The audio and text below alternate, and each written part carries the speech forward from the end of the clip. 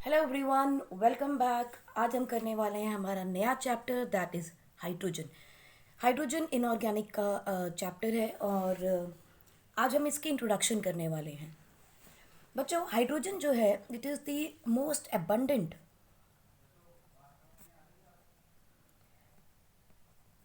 Element in the universe.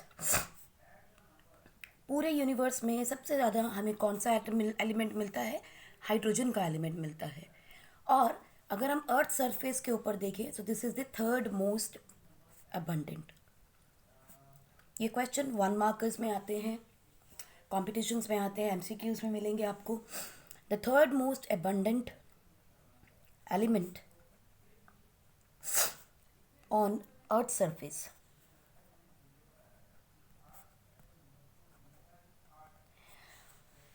और आप इसको फ्यूचर में as a source of energy देखेंगे, क्योंकि आपको पता होगा हाइड्रोजन इकोनॉमी के बारे में आपने शायद सुना हो। हम भी बात करेंगे इस चैप्टर के दौरान हाइड्रोजन इकोनॉमी की।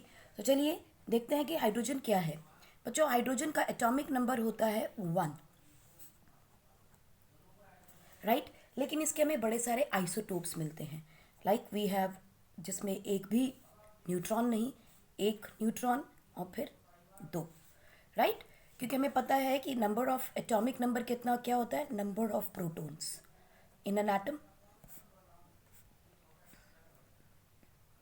और प्रोटॉन जितने होते हैं उतने ही इलेक्ट्रॉन्स होते हैं। अब देखो यहाँ पे this is called as protium, this is called as deuterium and this is called as, okay this is one, क्योंकि वन प्रोटोन है, this is two and this is three, sorry for that mistake, this is tritium.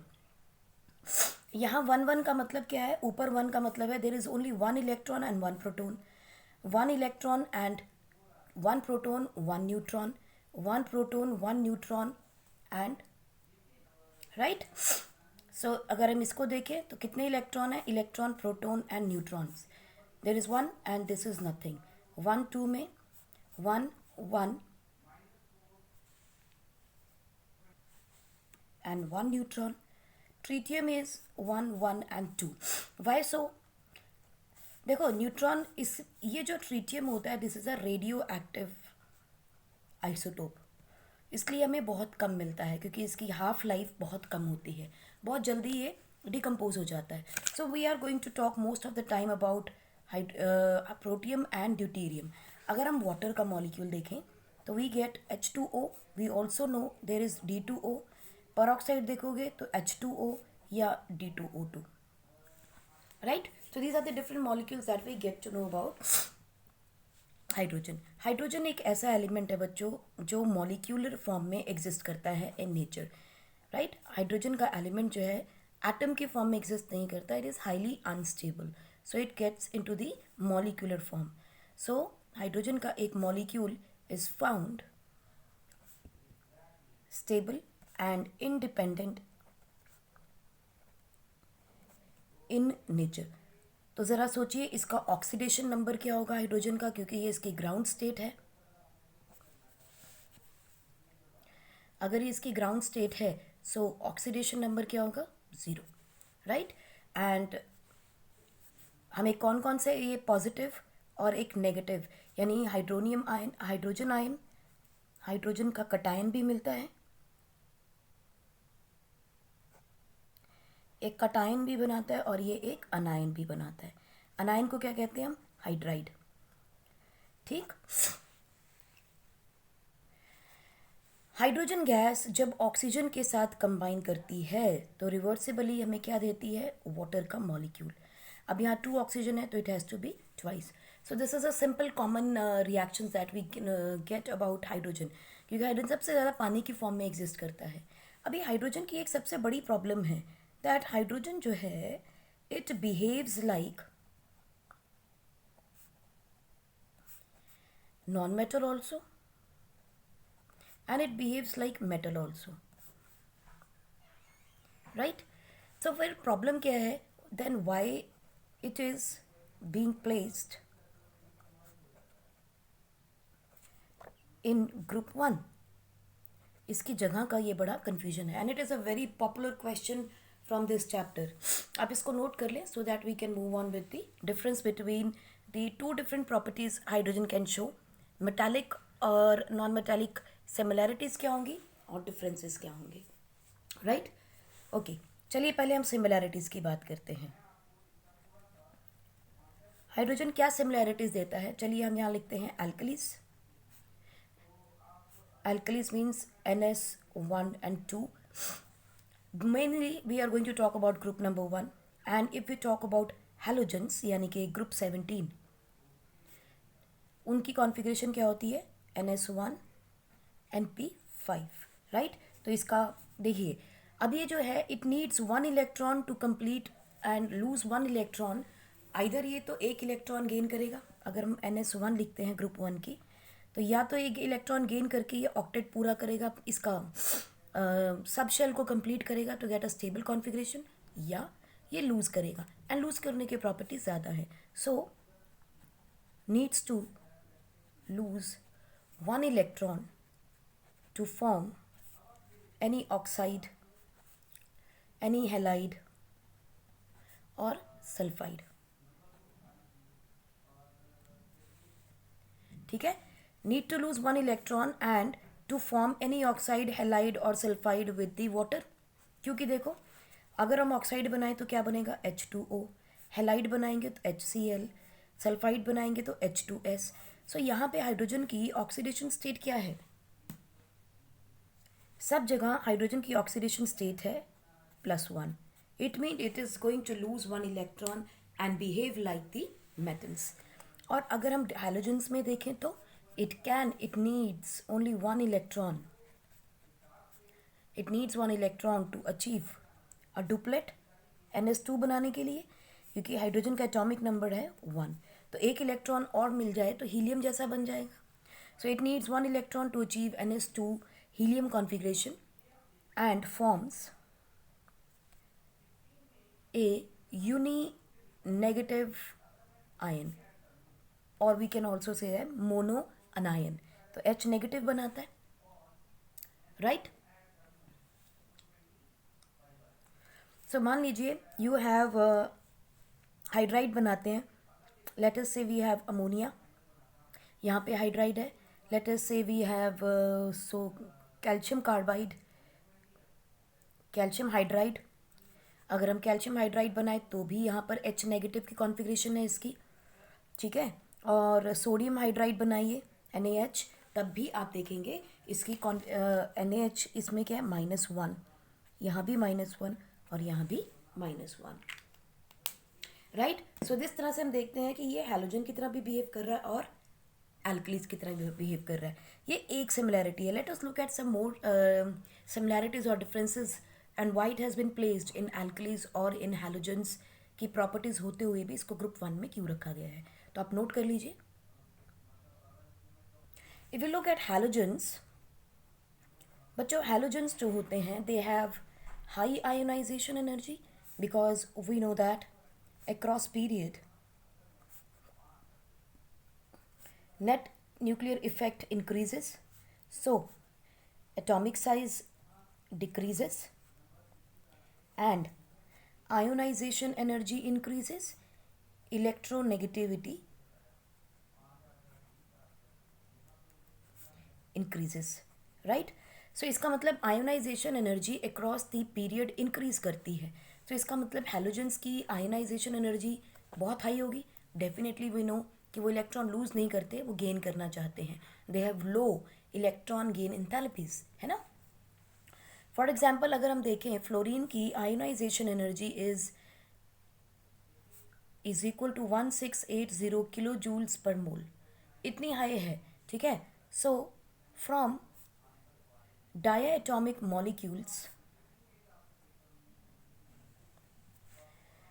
तो पहली बार diatomic molecule बनाता है like F2, और hydrogen भी बनाता है. Hydrogen also forms diatomic molecule, लेकिन सोडियम तो नहीं बनाता, लिथियम तो नहीं बनाता. So it has more similarity with the hydrogen with the halogens. और दूसरी चीज़ दे फॉर्म आयनिक कंपाउंड्स. तो हैलोजेंस के साथ सिमिलैरिटी कितनी ज़्यादा है ना, 2 और 1 की 3. देखिए high ionization energy, then they form the diatomic molecule and then they form the ionic compounds also. 1 2 3, okay. ठीक है, they form ionic compound like we have with, अगर हम लोग फ्लोरीन के साथ बनाएंगे तो you will get what, NaF या NaCl. These are all ionic compounds. Similarly HCl, HF, sorry Na sodium hydride, calcium hydride जो है, these are also the ionic compounds. So इसका मतलब हाइड्रोजन जो है वो फ्लोरीन या हैलोजेंस की तरह आयनिक कंपाउंड्स बनाता है. So it have a very large similarity with the group number 17 or the non-metals. Now let us look at the differences. Differences क्या हैं? सबसे पहली चीज़ देखो, अगर हम लोग एल्कलीज के साथ इसका डिफरेंस देखें, हमारे एल्कलीज जो NS1 के हैं उनकी ionization energy is very low, क्योंकि बहुत जल्दी एक इलेक्ट्रॉन को लूज़ करके they want to form a noble gas. For example sodium का एटॉमिक नंबर 11, अगर ये एक इलेक्ट्रॉन लूज़ करके पॉजिटिव आयन बनाता है, so how many electrons it will have, 10. And this is isoelectronic with neon which is a noble gas with atomic number 10. So देखिए इसके लिए इनकी आयोनाइजेशन एनर्जी जो है is very low, right. So अगर हम सोडियम की lithium की आयोनाइजेशन एनर्जी देखें बच्चों, तो लिथियम की first ionisation energy by losing 1 electron is equal to 520 kilo joules per mole है.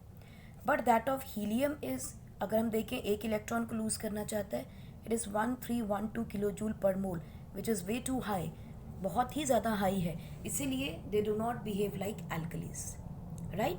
दूसरी चीज़ जो हमने सिमिलैरिटीज़ हैलोजेंस के साथ ली थी, वही इनकी डिफरेंस हो जाएगा. जैसे alkalies do not form diatomic molecules. हम एल्कलीज किन को बोल रहे हैं, ग्रुप 1 को बोल रहे हैं. Group 1 is called as alkali metals. They do not form diatomic molecules and hydrogen exists as H2 gas. So it means it is going to form a diatomic molecule. Number 3, alkalis form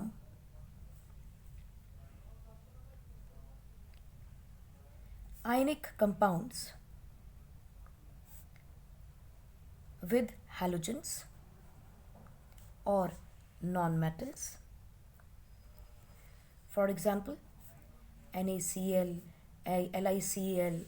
LiCl की जगह potassium लिख सकते हो, ज़्यादा आसान याद रहेगा. तो these are all the ionic compounds. But hydrogen forms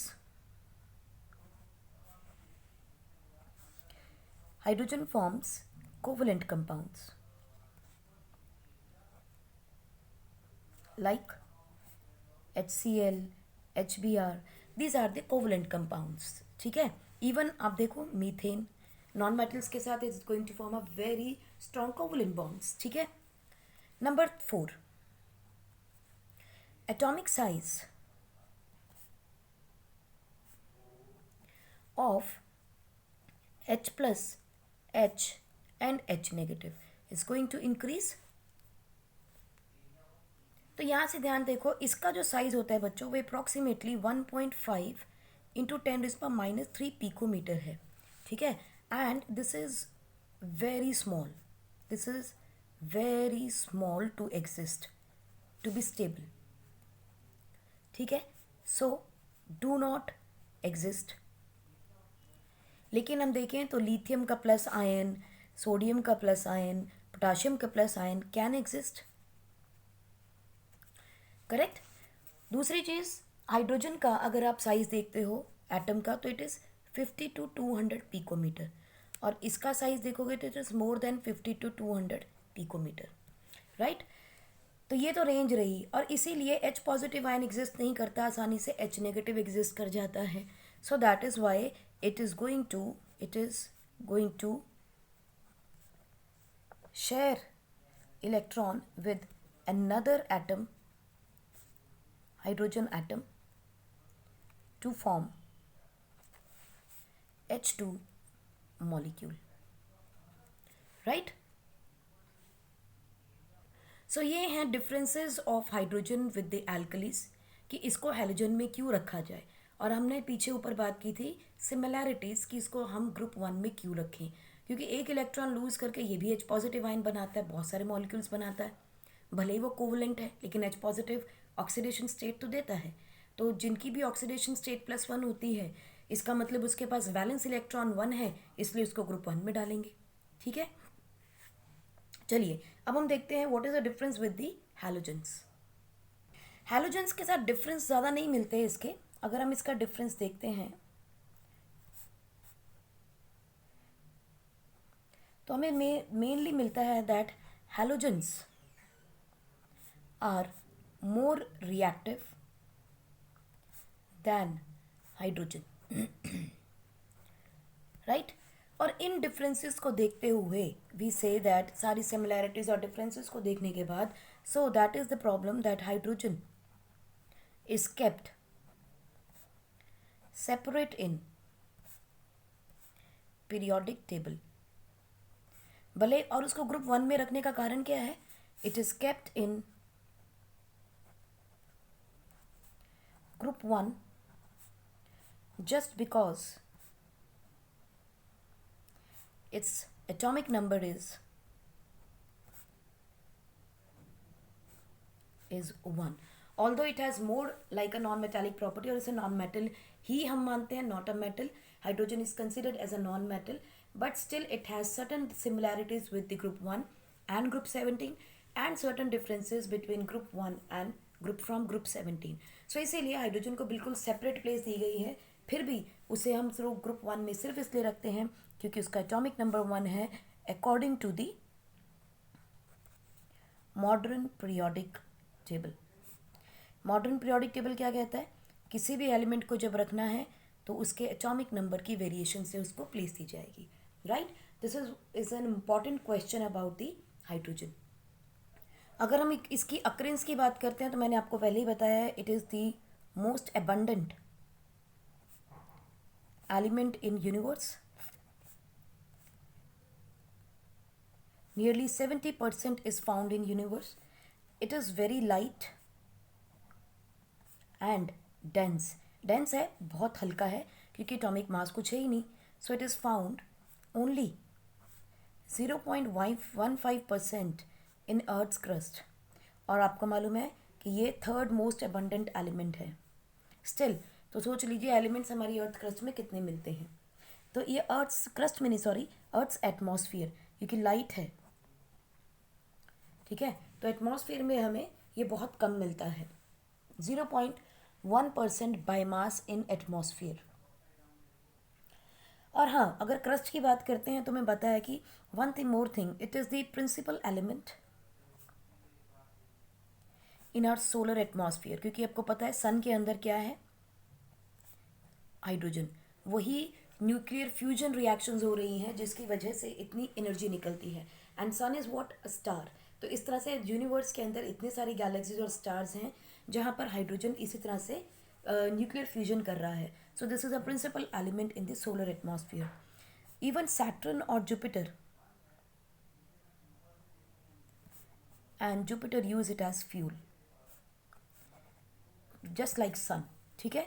अगर हम इसको अर्थ के एटमॉस्फेयर में देख रहे हैं सो इट इज़ 0.15% है, येस इट इज़ 0.15%, लेकिन कैसा now, but in combined form, atmosphere में तो बहुत कम है लेकिन कंबाइंड फॉर्म में लगभग 15.4% अवेलेबल है ये।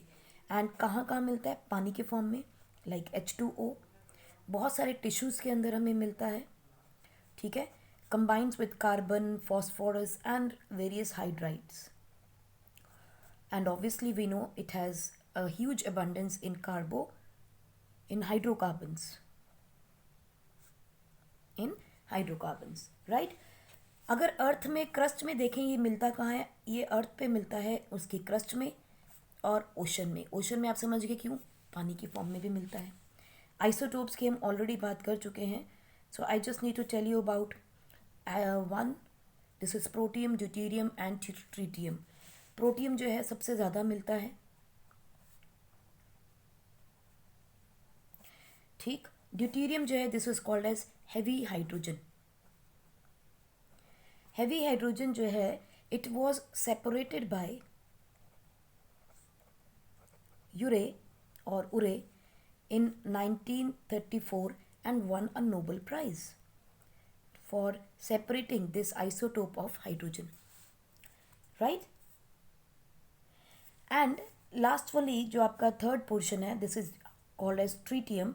This is the only one is the radioactive element, and it is found in 10⁻18 atoms, यानी कि बहुत ही कम मिलता है। It is found one in 10⁻18 atoms, यानी it is found in traces, right. इसके आइसोटोप्स का फ़ायदा क्या है? बहुत सारे आइसोटोप्स जो हैं इसके, दे हैव दी डिफरेंस, जितने भी आइसोटोप्स होते हैं they have same chemical properties, because chemical properties are defined by number of the electrons, but they have different physical properties. Why so? Because we know physical properties, they have in physical properties your proton and neutron have a role to play, right? सिर्फ एक चीज़ में फ़र्क आता है इनकी chemical properties में, that is rate of reaction. जैसे हमने देखा आइसोटोप्स बहुत जल्दी उड़ जाते हैं, सो उनका रेट ऑफ रिएक्शन काफ़ी फास्ट है।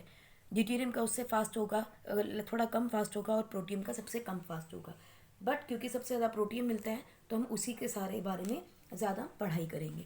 सो आज इतना ही करते हैं बच्चों, ठीक है। So take care and keep studying.